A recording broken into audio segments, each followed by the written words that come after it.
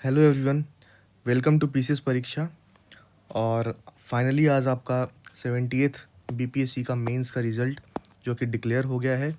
और 5000 प्लस अभ्यर्थी इस बार एस्पिरेंट्स इस बार इंटरव्यू के लिए क्वालिफाई किए हैं। तो जो भी अभ्यर्थी चयनित हुए हैं, जो भी एस्पिरेंट्स चयनित हुए हैं, उनको बहुत बहुत शुभकामनाएं, बहुत बहुत बधाई। और अब उनको क्या करना चाहिए, व्हाट नेक्स्ट? तो सबसे पहले अब आप कोशिश करें कि आपका जो ऑप्शनल सब्जेक्ट है और जो भी आपका ग्रेजुएशन का सब्जेक्ट है, आप उस पे फ़ोकस करना स्टार्ट करें और डेली कोशिश करें कि डेली आप एक कोई सा भी न्यूज़पेपर पढ़ना शुरू करें। एक तो आप जैसे लाइक द हिंदू और इंडियन एक्सप्रेस कुछ भी पढ़ सकते हैं, और साथ ही साथ एक रीजनल जो बिहार का न्यूज़पेपर होता है, उसको कोशिश करें कि आप पढ़ना शुरू कर दें आप डेली बेसिस पे, क्योंकि बहुत जल्द आपका इंटरव्यू होने वाला है। और इंटरव्यू को प्रिपेयर करने के लिए ये 3 मेजर चीज़ें आपको अभी ऑप्शनल, जो आपका ग्रेजुएशन सब्जेक्ट है वो, और साथ ही साथ न्यूज़पेपर आपको कल से ही इसको स्टार्ट करना है।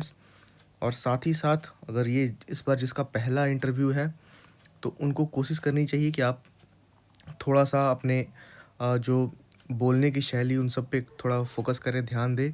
और हो पाए तो मॉक टेस्ट आप ज़रूर दें, क्योंकि इससे क्या होता है कि आपकी जो भी कमियां होती है, जो भी बोलने में आपको हिचकिचाहट होती है, जो भी प्रॉब्लम्स होती हैं, वो आपकी ठीक हो जाती हैं। और आपको एक अपने आप का एक सेल्फ इवैल्यूएशन करने का मौका मिलता है, समझने का मौका मिलता है कि कहाँ पे क्या कमियां रह रही हैं, आप किस तरीके से अपने क्वेश्चंस को डिलीवर कर रहे हैं। क्योंकि होता क्या है ना, कि लिखना बहुत आसान है। When you have to write answer, you can brainstorm, you can think, you have time to think. But जब ओरली हमें जवाब देना पड़ता है सामने इंटरव्यू बोर्ड के सामने, तो हमारे पास बहुत समय नहीं होता है। तो हमें बहुत ही इंस्टेंटली जवाब देना पड़ता है, और वो जवाब बहुत अच्छा हो, ये भी हमें मेक श्योर करना पड़ता है। तो इसके लिए बेटर होगा कि आप बहुत अच्छे से प्रैक्टिस करें, अपने पीयर ग्रुप्स के साथ बातें करें, जिसका जो ऑप्शनल हो। अगर आपके आस-पास उस ऑप्शनल से रिलेटेड फ्रेंड्स हैं, तो उनसे डिस्कशन करें, बातें करें, और जितने प्रकार के भी क्वेश्चंस उससे निकल सकते हैं, बन सकते हैं, आप उसको डिस्कस करें। लाइक जैसे मेरा ज्योग्राफी था, तो मैं अपने मेरा एक फ्रेंड है जो कि जेएनयू से पीएचडी उसने किया हुआ है, तो मैं उससे बातें करता था। तो जो भी ज्योग्राफी से रिलेटेड क्वेश्चंस हो सकते थे, मैं काफ़ी अच्छे से डिस्कस करता था, और जहाँ पे मेरी कमियाँ होती थी, वो मुझे बहुत अच्छे तरीके से समझाता था। तो ये सारी छोटी-छोटी बेसिक्स चीज़ें आपको करनी है अभी, ठीक है? उसके बाद अब मैं ये देखता हूँ कि इंटरव्यू प्रिपरेशन के बारे में मैंने आपको बता दिया। एक्सपेक्टेड डेट ऑफ इंटरव्यू क्या हो सकता है? तो अभी जैसे कि आज 16th ऑफ दिसंबर को आपका रिज़ल्ट आया है, तो मुझे लगता है कि ये हो सकता है होपफुली फर्स्ट वीक ऑफ जनवरी से आपका इंटरव्यू स्टार्ट हो जाए, ठीक है? तो आप उसी तरीके से प्रिपेयर्ड रहें, क्योंकि हो सकता है कि सबसे पहले अभी आपका डॉक्यूमेंट वेरिफिकेशन के लिए एक दिन आयोग जाना होगा आपको, उसके लिए बुलाया जाएगा। क्या-क्या चीज़ें रिक्वायर्ड होंगी डॉक्यूमेंट वेरिफिकेशन के लिए, उसके लिए भी मैं एक वीडियो बना दूँगा अलग से सेपरेट। आपको बता दूँगा कि आपको क्या-क्या चीज़ें वहाँ पर के डॉक्यूमेंट वेरिफिकेशन में रिक्वायर्ड होती हैं, वो आपको क्या-क्या लेके जाना है, ठीक है? अब बात कर लेते हैं जिसका नहीं हुआ है। और सबसे ज़्यादा दुःख होता है जब आपका सिलेक्शन नहीं होता है, और आपको उम्मीद रहती है, क्योंकि ये बहुत बड़ी वैकेंसी थी जहाँ पे 2000 प्लस सीट्स थी। और यहाँ पे मेंस लिखना अपने आप में एक बहुत बड़ी बात थी, क्योंकि सिलेक्शन के चांसेस बहुत हाई थे। बट स्टिल एक बहुत बड़ी सच्चाई ये भी थी कि आउट ऑफ 20,000 पीपल, सबको पता था कि 2000 प्लस वैकेंसीज़ हैं, तो 2.5 टाइम्स और 3 टाइम्स ही लोगों को इंटरव्यू के लिए कॉल किया जाएगा। तो ये बहुत एक्सपेक्टेड था कि 15,000 लोग इसमें से बाहर भी होंगे। और जो लोग बाहर हुए हैं, जो लोग चयनित नहीं हो पाए हैं इंटरव्यू के लिए, नेक्स्ट स्टेज के लिए, मैं उन सब के साथ मेरी सहानुभूति है। मैं समझ सकता हूँ आपके दर्द को, कितना बुरा फ़ील होता है जब आप इतनी मेहनत करें और उसका परिणाम ना मिले। इस फ़ेज़ में मैं कई बार रह चुका हूँ, कभी प्रीलिम्स में 1 नंबर से ना होना, कभी मेंस में 3 नंबर से ना होना, और कभी इंटरव्यू में 10 नंबर से ना होना, 5 नंबर से ना होना। ये तीनों चरण में कहीं पे भी सिलेक्शन ना होना, आपके एफ़र्ट लगाने के बावजूद, ये बहुत दुखद होता है। और उन लोगों के साथ मैं यही कहना चाहूँगा कि देखिए, ये भी एक वक्त है, बीत जाएगा। कहते हैं ना, टाइम हील्स एवरीथिंग। बट मैं समझ सकता हूँ जिसका जो दर्द है वो उस इंडिविजुअल को ही फेस करना पड़ता है।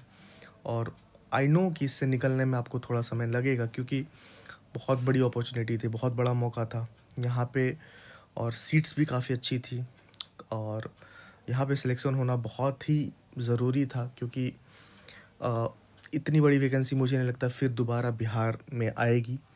और मैं समझ सकता हूँ आपके दर्द को, आपकी मुश्किलें, आपकी परेशानियाँ, लेकिन वो कहते हैं ना, शिव मंगल सुमन की कुछ लाइनें हैं, मैं हर बार उसको हमेशा दोहराता था कि क्या हार में क्या जीत में, किंचित नहीं भयभीत में, कर्तव्य पथ पर जो मिला यह भी सही वह भी सही।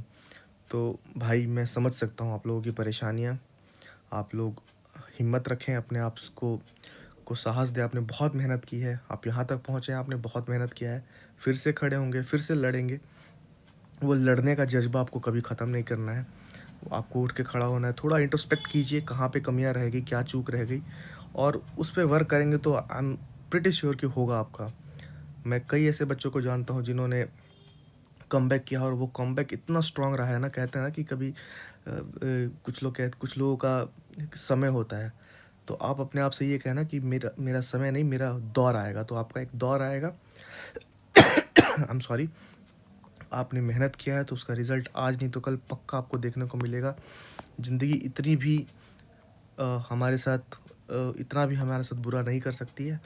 हमारा भी रिज़ल्ट अच्छा होगा, हमने मेहनत किया है, तो इस भरोसे के साथ आपको उठना होगा, लड़ना होगा, ठीक है? और मैं हर समय, आप इस स्टूडेंट फ्रेटर्निटी के लिए मैं हमेशा तैयार हूँ। मैं हर समय अवेलेबल हूँ आप लोगों से बात करने के लिए। आप लोग मेहनत कीजिए, आगे बढ़िए। जिसका भी, हाँ, अब मैं तीसरी चीज़ की, जिसका भी नहीं हुआ है 70th बीपीएससी में, अगर आप वो 71st मेंस दे रहे हैं, तो आप प्लीज़ अपना ज़्यादा समय इसके रिज़ल्ट ना होने की वजह से परेशान होकर के अपना समय ख़राब ना करें, क्योंकि इस पे भी बहुत ज़्यादा समय नहीं है। 3 से 4 महीने के अंदर आपका होपफुली अप्रैल, मार्च लेट या अप्रैल में आपका मेंस हो जाएगा। तो आपको इसके लिए भी बहुत अच्छे से प्रिपेयर करना है, आपको अच्छे से मेहनत करनी है। तो आप देखिए कि कहाँ-कहाँ क्या कमियाँ रह गई, और मेंस को हर एक सब्जेक्ट, हर एक पेपर को और उसके हर एक सेक्शन को इस बार बहुत चैलेंजिंग था 70th में, कि डीआई वाले एरिया में काफ़ी लोगों को प्रॉब्लम हुई थी, और वहाँ पे कभी काफ़ी लोगों का डीआई गलत होने के चांसेस थे। तो इस बार आप अपने डीआई पे फोकस करिए, जो भी कमियाँ रह गई। एसए में अगर कुछ कमी है तो उसको सुधारिए। जीएस2 में बहुत मुश्किल होता है 150 मार्क्स अचीव करना, तो वहाँ पे फोकस कीजिए कि किस एरियाज़ में साइंस एंड टेक में दिक्कत है, या ज्योग्राफी में प्रॉब्लम है, या फिर पॉलिटी में दिक्कत हो रही है। तो जिस एरियाज़ में दिक्कत हो रही है, आप उस पे वर्क करें, कोशिश करें, और आंसर राइटिंग खूब करें। Practice makes a man perfect वाली बात है कि आप जितना ज़्यादा आंसर राइटिंग करेंगे, आप उतना ही परफेक्शन के करीब चले जाएंगे, ठीक है? और जिसका अभी कोई सा भी मेंस नहीं है, तो आपको पता है कि बीपीएससी ने अपने कैलेंडर में बताया है कि सितंबर में वो एग्ज़ाम्स लेने की बात कहता है। तो आप उसी हिसाब से अपने 72nd प्रीलिम्स के लिए भी फोकस होते हुए, साथ ही साथ आपको भी मेंस की प्रिपरेशन तो करनी ही है। तो आप अपने मेंस की प्रिपरेशन में लगे रहें। होपफुली बहुत अच्छा होगा। और जिसका हुआ है, फिर से एक बार अग्रिम शुभकामनाएँ सभी को बहुत-बहुत बधाइयाँ। और आप अच्छे से इंटरव्यू के लिए प्रिपेयर करें, और आने वाले समय में एक कमीशन्ड अधिकारी बने, एक पीसीएस ऑफिसर बने, और इस राज्य को आप लोगों से बहुत उम्मीद है, आप लोग बहुत अच्छा करेंगे। आप युवाओं से बहुत ज़्यादा उम्मीद है, और जिसका नहीं हुआ वो बिल्कुल भी हताश ना हो। आपका भी ज़रूर होगा, एक ना एक दिन आपका भी समय आएगा, और आप भी लाइन के उस पार ज़रूर खड़े होंगे। तो बहुत-बहुत धन्यवाद।